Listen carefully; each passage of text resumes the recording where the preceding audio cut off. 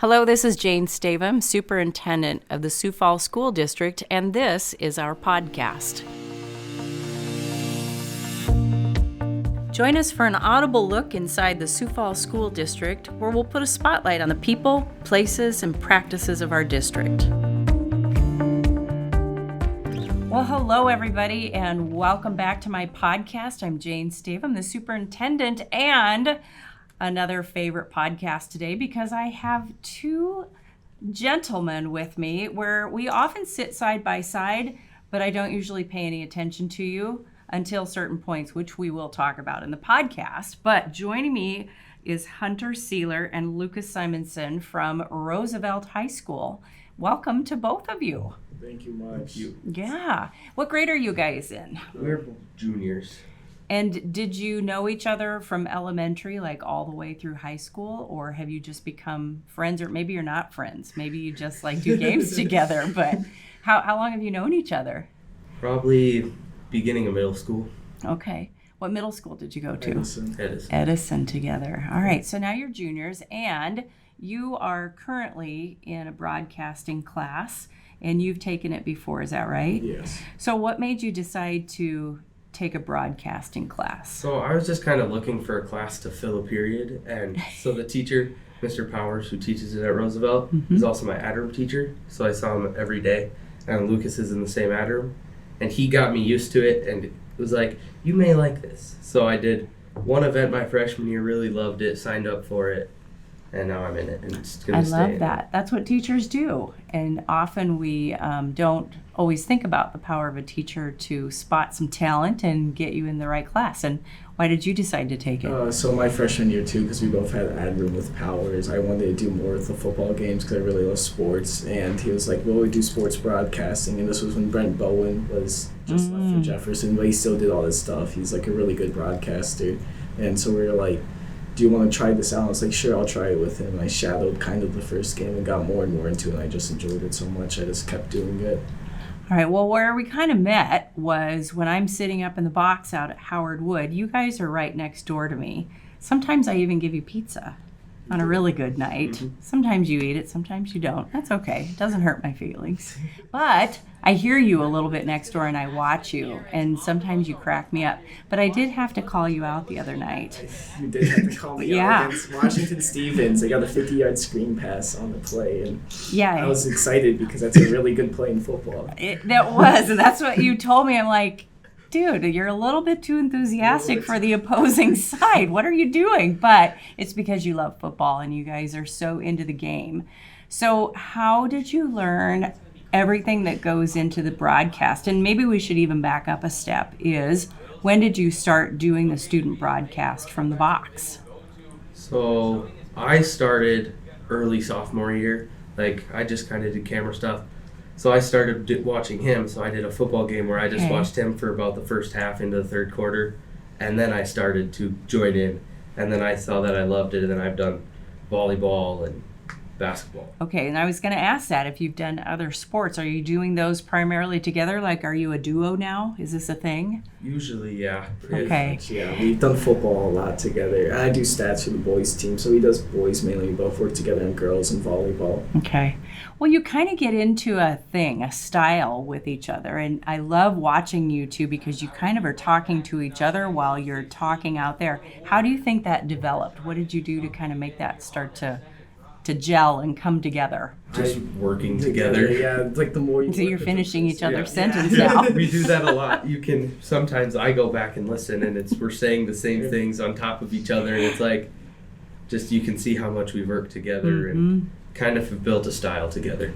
Yeah. It's like working, like you learn like wavelengths, and like even you working with people, you've probably worked with some people and like you understand how they flow, so you just can kind of finish off and continue where they're at. So it just takes time. It's a lot of fun when you get to that point, isn't it? Yes, I have some of my coworkers that all we have to do is look at each other across the room and we know what we're thinking.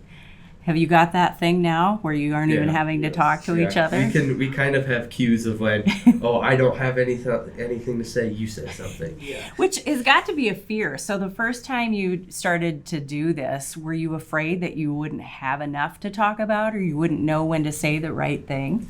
Yeah, it's a lot when you get up there and you see like, you have 2 giant rosters of 100 people in front of you. You have to know majority of the starters. Yeah. And then what are you going to talk about, especially in football? What are you talking about in the dead time? Right. So that's kind of, I always think of like even an auctioneer, they kind of develop their style. And when they're trying to, kill a little bit of time in there, they have to have some things that they go to. What's your famous line now? Do you have a style line that's become your thing? Well, I mainly, especially now, I'm more of an analytical person. I know a lot of people who think like that. So I say what the formation is. Have they ran this a lot before? Because I know believe the President's Bowl, I started noticing that 3 of the Sioux Falls teams run like the same formation. So I pointed that out because it's like something to notice and like how I would stop it because I love defense. So it's like how to do it. And then he talks about. I go a lot to kind of, especially at Howard Wood, the wind. That's something we've talked a lot about because you never know what it's going to do. It could be different on the flag than what it is on the field. Yeah. So we'll talk to, Jonah Schleckaway, he does stuff with us up there with cameras on the ground, and we'll always ask him, what's the weather like down there? In between, just so we can kind of talk about it because we can look at the flags, but that's not usually, it's usually the opposite on Howard Wood. And I found that out Saturday night because I switched sides second quarter and went over to the visitor side, and it was really windy over there, and you wouldn't know it from where I was standing the first quarter. So that does happen. So the analytical side of it is really fun. I have to say I enjoy watching football from up higher sometimes because you can actually see the run of the plays and the strategy that's happening. What else do you like about kind of that vantage point? You're into the strategy. What are you looking for? I'm just kind of looking for, like, what is their main goal, kind of? Like, what are they trying to get done with what the play they're running, or in volleyball, like, where they're setting up? Like, what's the point of where they're setting up? Yeah. There is strategy involved, and we underestimate it probably as fans when they're sitting there watching it. So you've been doing football, and you mentioned volleyball and basketball. Is there any other things that you've been broadcasting?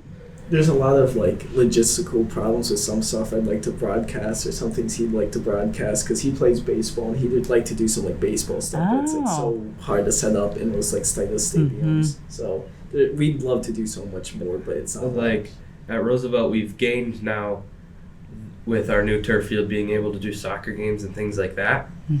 We just aren't able to right now because we don't have internet in our press box out there. So like, is that a shameless plug for me to help you with that? Maybe it should be. I'm right here, They've ordered it. It's just good. Slow. Yeah. So once we get that out, I've never been super into soccer, but I may try to build into it and just gain another thing to broadcast. Yeah, soccer's something I thought about too. It's how the vantage point would work there too, especially. Yeah. Because I've talked to some of the soccer players, and they like the turf a lot, but it's also weird. Yeah, it's different. Yeah. Well, you have started to get your style. You've started to kind of understand the whole technical side of broadcasting.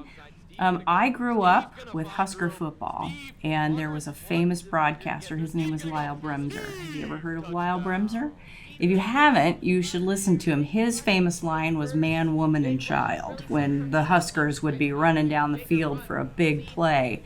And there's a famous clip of him where he gets very enthusiastic too, but it was for the right team. So there is that. But have you aspired to be like any particular broadcasters? Are you studying the styles of famous people, or who do you want to be when you enter the adult world of broadcasting?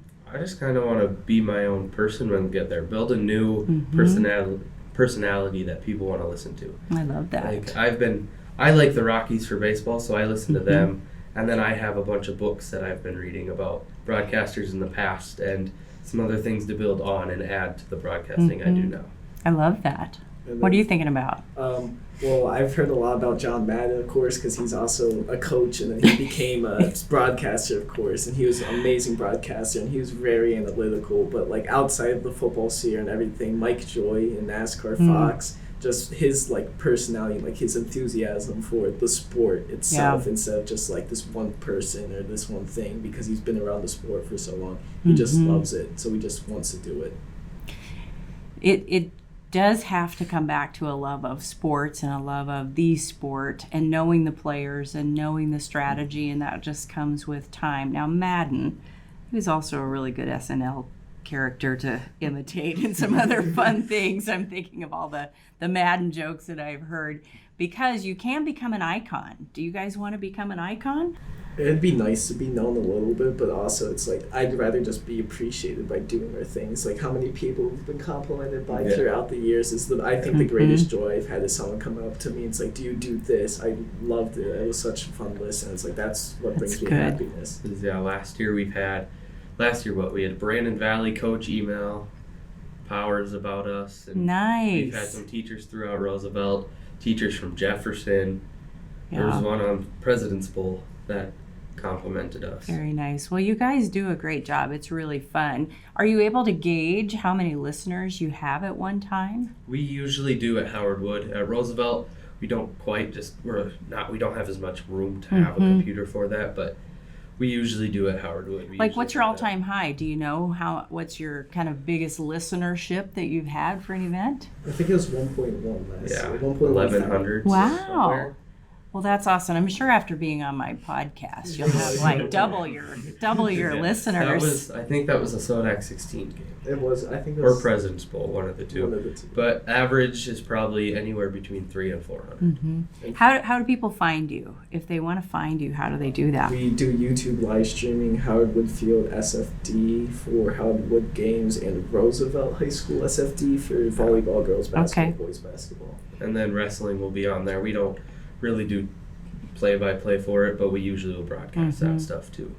So you get through a big game, you've done a great job, you get home, you go to bed and you lay there. Do either of you lay there and go, ugh, why did I say that? Or, ooh, why didn't I say it at this point? Do you think back over your broadcast and wish you would have done something differently, or just kind of let it go? Not really, because I just feel like at that point you're just having fun with it, especially like if we go back to our Roosevelt game against Lincoln. Not a very fun score, but once you get to the end, you just have to have fun with it.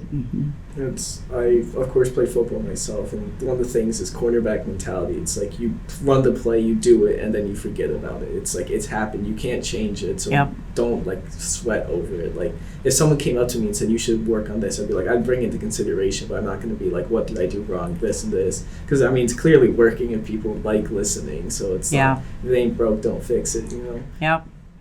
Well, it sounds like you've got a good handle on things. Now, you might have some younger kids out there listening to you.